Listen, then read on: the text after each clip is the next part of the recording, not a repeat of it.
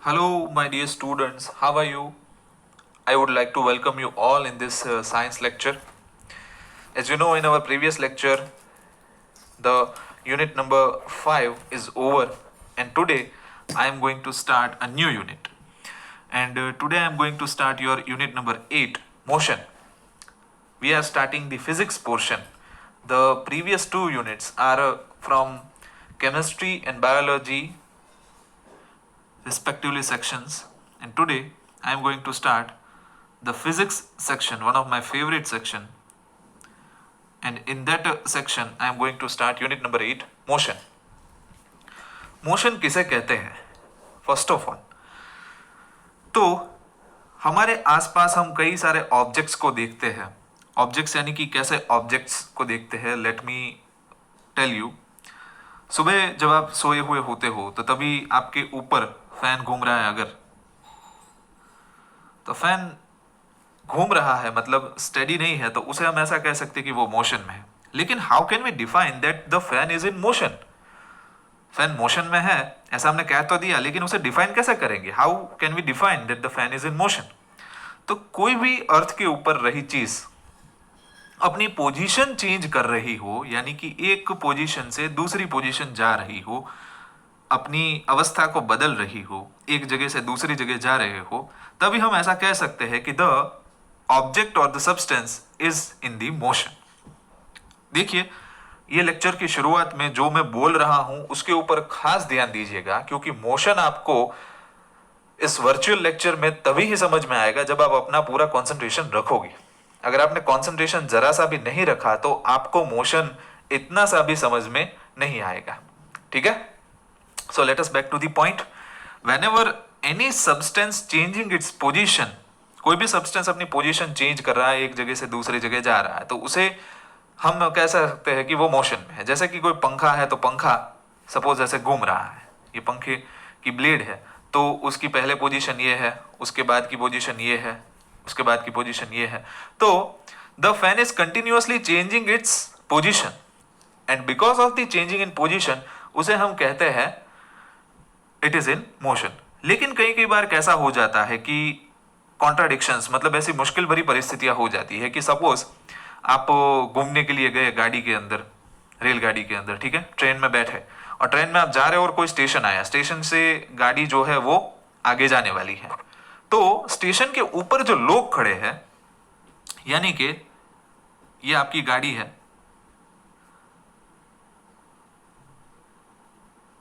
ठीक है, पहिए थोड़े छोटे बड़े चला लेना. तो आपकी गाड़ी आगे जा रही है और यहां पे जो लोग खड़े हैं वो तो स्टेडी पोजीशन में है. तो अभी इस कंडीशन में मोशन को समझना थोड़ा डिफिकल्ट हो जाता है. क्यों? क्योंकि जब आप गाड़ी में बैठे हो तो आप तो क्या हो, स्टेडी हो. अगर आप बाहर के लोगों को देखोगे तो आपको क्या लगेगा कि बाहर के लोग जो है वो मोशन में है और आप जो है वो स्टेडी है. ध्यान देना मेरे शब्दों के ऊपर. बाहर के लोग जो है वो मोशन में है और आप स्टेडी है. लेकिन बाहर वाले लोग जब आपको देखेंगे, मतलब if the outside person seeing you, they are thinking that you are in motion while you are steady as per your respective as per your condition. तो अगर ये लोग आपको देखेंगे तो उनके हिसाब से आप लोग मोशन में हो और वो लोग स्टेडी खड़े हैं. दोनों एक दूसरे के हिसाब से सही है, कोई गलत नहीं है. तो अभी इस कंफ्यूजन वाले पॉइंट के अंदर इसको समझना हो तो मोशन को अगर मैं डिफाइन करूं तो मोशन कोई एक स्पेसिफिक फेनोमेना नहीं है. मोशन कोई एक स्पेसिफिक फेनोमेना नहीं है. मोशन जो है वो एक ऑब्जर्वर डिपेंडेंट फेनोमेना है. अभी आप बोलोगे कि सर ऑब्जर्वर डिपेंडेंट का मतलब क्या होता है? What is the meaning of observer dependent? यानी कि ऑब्जर्वर डिपेंडेंट का मतलब होता है कि कौन सा इंसान देख रहा है, उसके रिस्पेक्ट में आप मोशन में हो या आप स्टेडी हो, ये तय होगा. ठीक है? बाहर वाले लोगों ने देखा कि आप मोशन में हो, वो स्टेडी है, तो इन लोगों के रिस्पेक्ट में, इस ऑब्जर्वर के रिस्पेक्ट में, उनके व्यू के हिसाब से आप लोग मूवमेंट में हो, मतलब आप अपनी पोजीशन चेंज कर रहे हो. पहले गाड़ी यहां थी, यहां पहुंची, तो आप लोग कैसे हो? मोशन में. और वो लोग लोग कैसे हैं, स्टेडी हैं, ठीक है। जबकि आप देखते हो तो जब आप उन लोगों को देखते हो तो पहले वो यहां थे, बाद में वो पीछे छूटते जाते हैं जैसे जैसे गाड़ी आगे बढ़ती जाती है। तो इसका मतलब ये है कि आपके हिसाब से वो लोग मोशन में है जबकि आप कैसे हो, स्टेडी हो। असल में अगर कोई दूसरा इंसान, आप दोनों के अलावा तीसरा इंसान और कोई ग्रह से देख रहा हो, let me introduce another concept कि हमारी अर्थ जो है, हम अर्थ के ऊपर ही होते हैं, यस और नो, हम अर्थ के ऊपर ही होते हैं। तो अर्थ के रिस्पेक्ट में अगर हम अर्थ को स्टेडी माने तो हम लोग मोशन में हुए। लेकिन अगर मैं अर्थ को ऐसा गिनूं नहीं, लेकिन अर्थ में तो मोशन है ही, मतलब अर्थ जो है वो तो घूम ही रही है इन द सर्कुलर डायरेक्शन। तो अगर कोई दूसरे ग्रह पे इंसान है और वो आप दोनों को देख रहा है तो उसके हिसाब से तो आप दोनों ही कैसे हो, मोशन में हो। समझ में आया? तो कौन इंसान यानी कि कौन सा ऑब्जर्वर आपको देख रहा है, इसके ऊपर डिपेंडेंट है कि आप मोशन में हो या नहीं हो। और मोशन में कोई इंसान है या नहीं हम कब कह सकते हैं, when the object or any human being will changing its position, at that point we can say that the object or human being is in motion। समझ में आया सभी को? अभी मोशन कितने तरीके के हो सकते हैं। सपोज आप फैन को देखते हो तो फैन जो है वो ऐसे रोटरी मोशन करता है, ऐसे ऐसे गोल गोल घूमता रहता है। कोई कोई ऑब्जेक्ट जो है वो ऊपर नीचे घूमता है, मतलब लिफ्ट की मोशन है वो ऊपर नीचे होती है, ठीक है।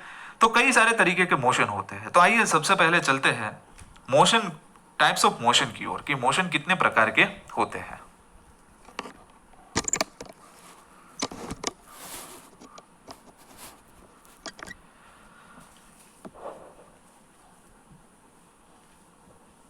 तो हम जनरली देखते हैं कि इस चैप्टर के अंदर हम जो मोशन लेंगे वो टाइप्स ऑफ मोशन में से एक प्रकार लेंगे। सपोज ये एक सड़क है, इस सड़क के ऊपर कोई एक इंसान जो है वो जा रहा है बाइक लेके, ठीक है। तो वो इंसान स्ट्रेट लाइन में मोशन कर रहा है, स्ट्रेट लाइन में मूवमेंट कर रहा है, जा रहा है। तो इसको क्या कहेंगे, लीनियर मोशन कहेंगे। लीनियर यानी कि एक सीधी डायरेक्शन में होती हुई मोशन, उसे क्या कहेंगे, लीनियर मोशन। अब कोई मेरी गो राउंड यानी कि गुजराती में આપણે ચકડોળમાં बैठा है, तो वो लोग जो यहाँ पे बैठे हैं डॉली के अंदर, तो वो लोग कैसे घूमते हैं, ऐसे रोटरी डायरेक्शन में घूमते हैं। तो इसे क्या कहते हैं, रोटरी मोशन। अभी आप लिफ्ट में बैठे हो, सपोज ये लिफ्ट का सेक्शन है और ये लिफ्ट है, आप लिफ्ट के अंदर बैठे हो, ठीक है। तो लिफ्ट ऊपर भी जा सकती है, नीचे भी जा सकती है। तो इसे क्या कहेंगे, रेसिप्रोकेटिंग मोशन। अगर कोई ऑब्जेक्ट वर्टिकल डायरेक्शन में मूवमेंट कर रहा हो, मतलब ऊपर या तो नीचे जा रहा हो, तो उसे कौन सी मोशन कहेंगे, रेसिप्रोकेटिंग मोशन। तो मोशन कितने तरीके की होती है, उसमें से हम पढ़ेंगे सिर्फ इस आपके सिलेबस में लीनियर मोशन के बारे में। सर्कुलर या तो रोटरी मोशन या तो रेसिप्रोकेटिंग मोशन के बारे में हम नहीं पढ़ेंगे, ठीक है। तो चलिए आइए देखते हैं, समझते हैं। पहले मोशन को समझने के लिए हमें समझना होगा पोजीशन को। कौन से कंसेप्ट को समझना होगा, पोजीशन को। अभी पोजीशन क्या है, कोई भी ऑब्जेक्ट की पोजीशन अगर हम कहते हैं कि ये ऑब्जेक्ट इस पोजीशन के ऊपर है, तो पोजीशन की डेफिनेशन क्या होगी, अ लोकेशन इन स्पेस, यानी कि दुनिया के किसी भी छोर के अंदर उसकी लोकेशन। स्पेस के अंदर कोई भी ऑब्जेक्ट की लोकेशन, उसे क्या कहते हैं, उसकी position. Let me teach you by the example. Suppose एक लीनियर रोड है, से it is a x axis. अगर आपको मैथ्स अच्छी तरीके से आता है तो उसे इस एक्सिस को एक्स एक्सिस कहते हैं, ठीक है। और इस एक्स एक्सिस के ऊपर यहां पे जो पॉइंट है, इस पॉइंट को मैं कह दूंगा ओरिजिन। क्या पॉइंट कह दूंगा, ओरिजिन। और यहां पे एक ऑब्जेक्ट खड़ा है, यहाँ पे कोई एक ऑब्जेक्ट है, ठीक है। पहले उसकी ये इनिशियल पोजीशन अगर मैं इसको ओ कह दूं, चलो, और यहाँ पे ए पॉइंट है जो 10 सेंटीमीटर दूर है, यहाँ पे बी पॉइंट है जो 20 सेंटीमीटर दूर है, यहाँ पे ये सी पॉइंट है ये 30 सेंटीमीटर दूर है, और ये डी 40, ठीक है। अभी होता क्या है कि इस ऑब्जेक्ट ने, ये जो ऑब्जेक्ट यहाँ पे प्लेस्ड है, वो कोई एक वक्त पे इस ओ पॉइंट के ऊपर था, लेकिन after certain period of time ये ऑब्जेक्ट जो है ये बी पॉइंट के ऊपर आ गया।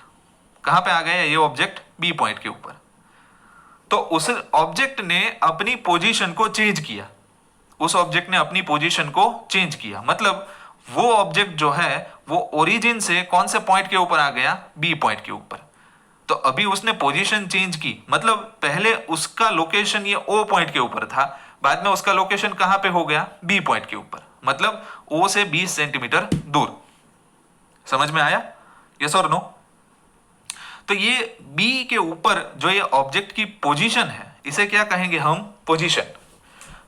तो कुछ वक्त के अंदर, यानी कि after certain period of time, if the object changing its position, then we can called as the object is in motion. तो अभी मोशन को क्लियरली डिफाइन करने में हमें आसानी रहेगी कि मोशन किसे कहा जाता है। तो let us define. When an object changing its position with respect to time, then the object is in motion। यानी कि कोई एक ऑब्जेक्ट अपनी जगह, अपनी अवस्था को बदलता है, एक जगह से दूसरी जगह जाता है after certain period of time, तो उस समय हम कह सकते हैं कि वो ऑब्जेक्ट गतिमान अवस्था के अंदर होगा। अंडरस्टूड और नॉट? चलिए, सो ये है मोशन का basic concept. The changing in position of an object is called as motion. और पोजीशन की डेफिनेशन क्या होगी? Location of space. और मोशन जो है वो कैसा फेनोमेना है? मोशन जो है वो ऑब्जर्वर डिपेंडेंट फेनोमेना है, यानी कि कौन सा इंसान देख रहा है। मतलब आप सपोज अर्थ के ऊपर खड़े हो ऐसे, ठीक है, तो आपको लगेगा, आप अगर बैठे हो अभी, तो आपको ऐसा लगेगा कि sir I am in steady position, मतलब आई एम नॉट मूविंग।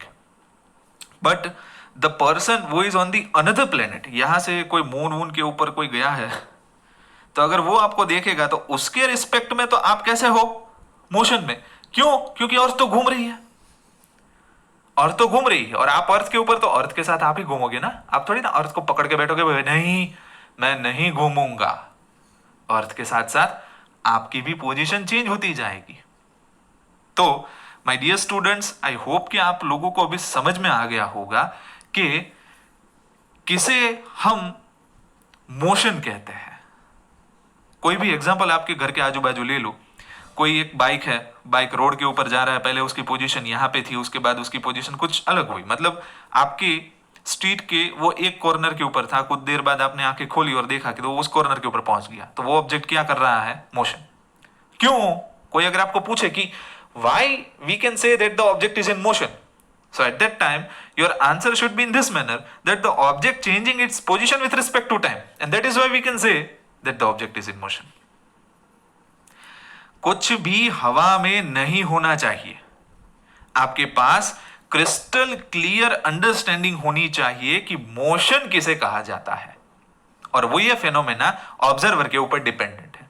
आप ट्रेन में बैठे हो और बाहर के लोगों को देख रहे हो, तो आपके हिसाब से वो मोशन में है, लेकिन अगर कोई बाहर खड़ा है एक दूसरे को देख रहा है, तो दोनों तो कैसे है? स्टेडी पोजीशन में है। लेकिन अगर कोई बाहर से देख रहा है, बाहर का मतलब दूसरे प्लेनेट से, तो सभी लोग हम मोशन में हैं। कंटिन्यूअसली 24/7 हम मोशन में हैं। सो motion is not a simple और अ जस्ट वन फॉर्मूला और definition, it is a entire phenomena. ये पूरा का पूरा शब्द विज्ञान लेके बैठा है अपने अंदर, और इसको क्या कहा जाता है? Observer dependent phenomena. समझ में आया सभी को? यस और नो? चलिए, तो दोस्तों ये था मोशन। अभी मोशन कोई ऑब्जेक्ट कर रहा है, यहां से यहां जा रहा है, लेकिन हमें ये फाइंड आउट करना हो कि भाई वो कितनी उसने पोजीशन चेंज की। तो उसके लिए एक फेनोमेना है डिस्टेंस।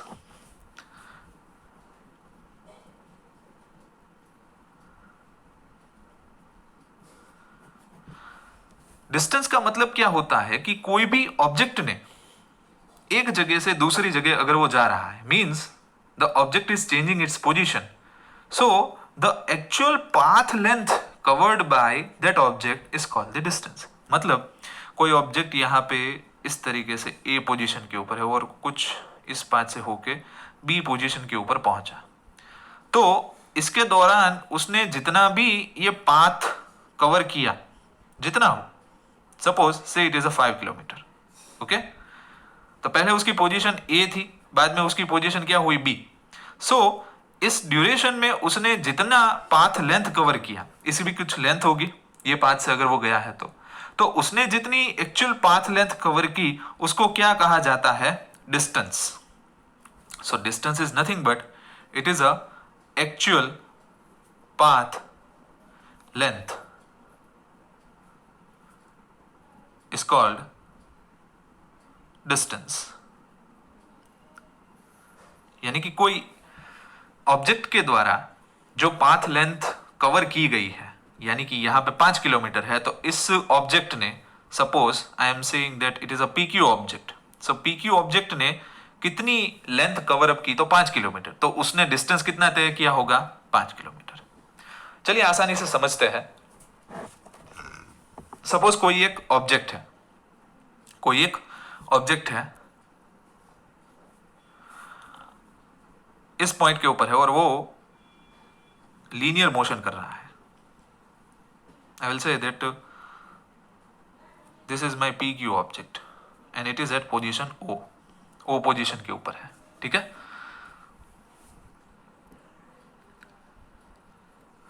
और वो मूवमेंट कर रहा है, तो ओ पोजीशन से यहां तक का जो लेंथ है वो 10 सेंटीमीटर है, यहां तक का है वो 20 सेंटीमीटर है, ठीक है। ये ए पॉइंट है, ये बी पॉइंट है। तो ये ऑब्जेक्ट पहले क्या करता है?